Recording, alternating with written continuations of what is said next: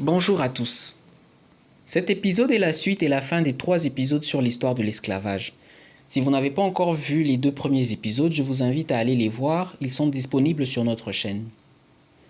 Passons à notre sujet du jour. Comment nos ancêtres se sont-ils libérés de la captivité servile et par conséquent, comment ils nous ont libérés, nous leurs descendants? C'est ce que nous allons voir dans cette vidéo. Alors, qu'est-ce que l'école et les médias nous enseignent? Ceux-ci nous apprennent que les premiers à avoir parlé de l'esclavage comme quelque chose de déshumanisant étaient les philosophes de lumière à partir environ du début du XVIIIe siècle. Puis, dans les années 1740, les Quakers, qui sont une communauté religieuse d'Angleterre et des États-Unis, ont commencé à remettre en cause l'esclavage des Noirs et à militer pour son abolition. Puis, en 1766, Louis de Jaucourt, un journaliste français, a écrit un article dans une encyclopédie qui condamnait l'esclavage et de plus en plus de réactions comme celle-là vont mener l'opinion publique à détester cette pratique esclavagiste, ce qui conduira à la création des sociétés anti-esclavagistes qui progressivement vont changer le cours de l'esclavage des Noirs en Amérique. Finalement, tous ces militants des sociétés anti-esclavagistes qu'on a appelés les abolitionnistes vont aider à faire en sorte que l'esclavage soit définitivement aboli vers la fin du XIXe siècle. Et même sur les illustrations de cette abolition, on y voit un blanc qui abolit l'esclavage et les Africains qui sont très contents à côté, comme quoi c'est le sauveur blanc qui est venu leur apporter le salut, alors que c'est lui-même qui les a torturés pendant des siècles et des siècles. Mais en fait, tout ça est faux. Toute cette histoire est fausse. Voici la véritable histoire de l'abolition de l'esclavage. Dans la vidéo précédente, on a parlé de comment les Arabes et les Européens enseignaient l'Afrique au nom de leurs idéologies personnelles. Mais pendant que les Africains se faisaient enlever par leurs ravisseurs, est-ce qu'ils étaient aussi dociles que les représentations de l'époque essayent de le faire croire? Bien sûr que non. Ils savaient résister et beaucoup d'épisodes de l'histoire montrent comment les Africains ont résisté à leur kidnapping et à leurs enlèvements. Par exemple, Samori Touré, l'empereur du Wassoulou, a résisté pendant 15 ans à l'envahisseur français, malgré la supériorité militaire des Français. Finalement, suite à la corruption de certains locaux et au ravitaillement en armes des Européens, ceux-ci ont pu vaincre Samori Touré. C'était le même cas pour plusieurs rois africains qui ont farouchement résisté aux envahisseurs. Le cas du roi Béhanzin du Dahomey, le cas de l'empereur Ménélique Ier d'Éthiopie, le roi Chaka des Zoulous, la reine Zinga du Dongo et du Matamba, et plein d'autres.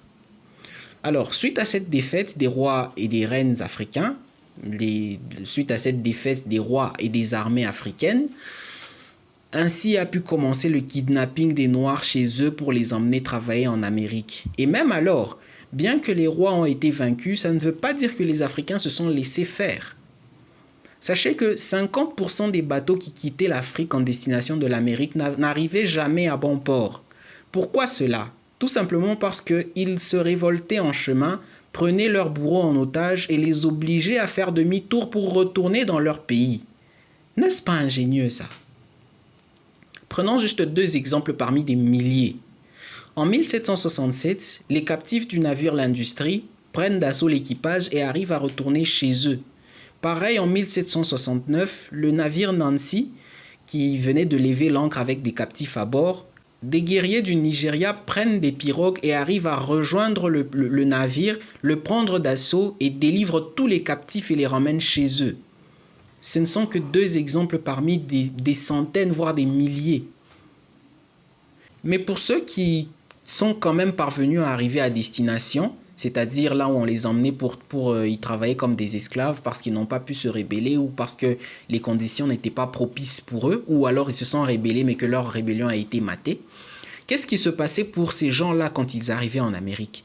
Est-ce qu'ils travaillaient docilement comme des agneaux en acceptant leurs conditions serviles d'esclaves? Eh bien non. Des exemples de révoltes, il y en a des milliers. Citons par exemple en Orient la révolte des Anges. En 869, des esclaves noirs retenus captifs par l'Empire abbasside dans la région de l'Irak se révoltent contre le pouvoir en place. Ils se réunissent et organisent une révolte armée qui va faire trembler le pouvoir abbasside établi à Bagdad. À partir de cette année-là, les Anges vont prendre les armes, défendre leur honneur et aller de victoire en victoire jusqu'à conquérir toutes les villes et les régions alentours, jusqu'à menacer la ville de Bagdad, la capitale où était établi le siège de l'Empire abbasside. Mais malheureusement, du fait que les Abbassides avaient des ressources immenses, plusieurs chefs de guerre, plusieurs soldats, ça a fait qu'en 883, la révolte des Anges a finalement été maîtrisée par les généraux abbassides. En Occident, c'était pareil.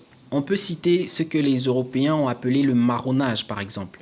Un marron était celui qui boycottait les conditions d'esclaves et qui fuyait pour aller se réfugier dans la forêt, loin de ses oppresseurs. Et comment se passait le marronnage? Je vais vous donner juste l'exemple de la reine Nani en Jamaïque. Elle a été capturée dans l'Empire Ashanti, dans le Ghana actuel, et traînée sur un navire négrier jusqu'en Jamaïque. Mais quand elle arrive et commence à travailler, grâce à son expérience militaire qu'elle avait dans son pays d'origine, elle arrive à s'échapper des conditions serviles d'où elle travaillait avec quelques autres esclaves et se réfugie dans la forêt où elle va monter une armée qui va terrifier les esclavagistes. Nani et ses soldats menaient des attaques surprises sur les plantations et les domaines des esclavagistes pour libérer d'autres esclaves qui à leur tour viendront en délivrer d'autres. Et cela va durer pendant 30 années. Je me limite juste à cet exemple parce que des exemples comme ça, il y en a des centaines et des centaines que je pourrais citer et ça pourra prendre des heures. En dehors du marronnage, il y avait les révoltes proprement dites, c'est-à-dire que les esclaves qui sont dans les domaines de travail décident eux-mêmes d'attaquer les esclavagistes et de saboter leur propre travail qui ne leur était en rien bénéfique. Alors, plus le temps passait, plus il y avait des nègres marrons et des révoltes jusqu'à un moment où les révoltes d'esclaves et les attaques surprises des marrons étaient devenues tellement fréquentes que c'était devenu impossible que ces conditions continuent. Parce que quand des esclaves se révoltaient, ils saccageaient les maisons, ils incendiaient les champs, ils détruisaient les récoltes, bref, ils abîmaient tout. Alors, s'il arrivait que la révolte soit maîtrisée, il fallait tout replanter, réparer les dégâts, attendre une nouvelle récolte qui devra combler la précédente, etc. Maintenant, vous imaginez qu'à partir d'un moment, ça pouvait arriver qu'il y ait 4 révoltes d'esclaves en une seule année. Vous imaginez ce que ça représente?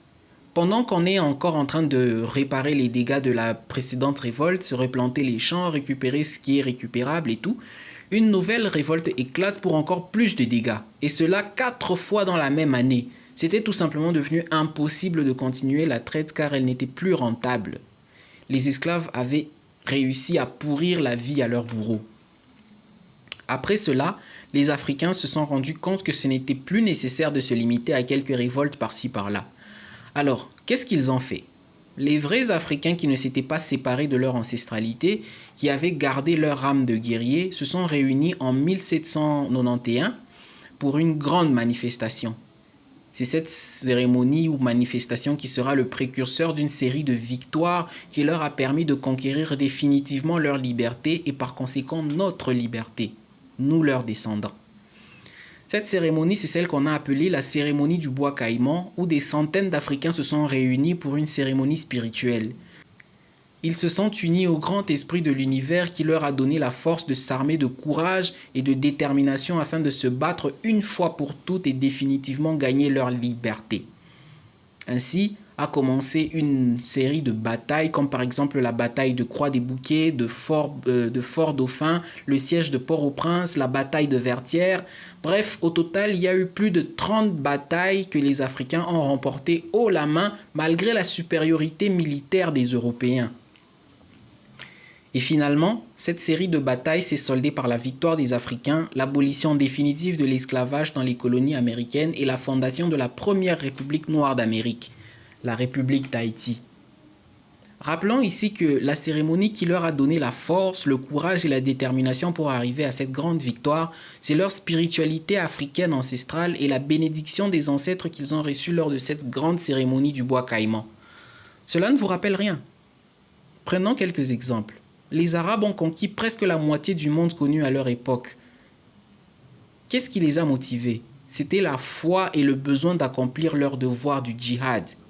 Lorsque l'Europe a commencé à conquérir le monde, un deuxième exemple, c'était avec l'approbation de leur guide suprême et sa bénédiction. Le Japon qui a conquis presque tout le Pacifique à une époque, c'est parce que l'empereur s'était soumis à leur tradition ancestrale qui est le shintoïsme. Et toute personne dans l'empire du Japon à cette époque qui se convertissait à une religion étrangère comme le bouddhisme par exemple, qui venait de Chine, il était persécuté voire exécuté. C'est pareil pour l'Inde, puissance nucléaire qui n'a jamais tourné le dos à l'hindouisme de leurs ancêtres. Et le meilleur exemple pour moi, c'est Israël qui a toujours refusé de se soumettre aux traditions spirituelles étrangères malgré leur forte influence dans la région. Israël a subi l'influence du christianisme pendant 600 ans d'occupation romaine. Mais Israël n'a pas abandonné ses traditions. Ils ont ensuite été influencés pendant 1400 ans par l'islam, puissance qui dominait la région pendant l'empire omeyyade jusqu'aujourd'hui. Mais Israël n'est jamais devenu musulman, alors qu'il est au beau milieu d'une grande région islamisée. Voilà pourquoi Israël est fort et puissant aujourd'hui et parvient à se faire craindre à travers le monde. Et ça a aussi été le cas de nos ancêtres émancipés, qui, lorsqu'ils se sont réunis à leurs ancêtres à cette cérémonie du bois caïman, ils sont partis de victoire en victoire jusqu'à définitivement gagner leur liberté. Donc quand on vient nous raconter des histoires selon lesquelles les gens auraient milité pour abolir l'esclavage, sachez que c'est de la propagande pour renforcer en nous ce syndrome du sauveur blanc. C'est-à-dire que tout ce que l'homme noir a et qui est bénéfique, ce n'est qu'un blanc qui peut le lui donner, qui peut le lui apporter. Et malheureusement aujourd'hui, nous avons des Africains qui pensent et qui défendent l'idée selon laquelle sans l'homme blanc, les noirs n'auraient jamais connu le salut. Est-ce que vous vous rendez compte à quel point il faut être aliéné pour penser de cette façon?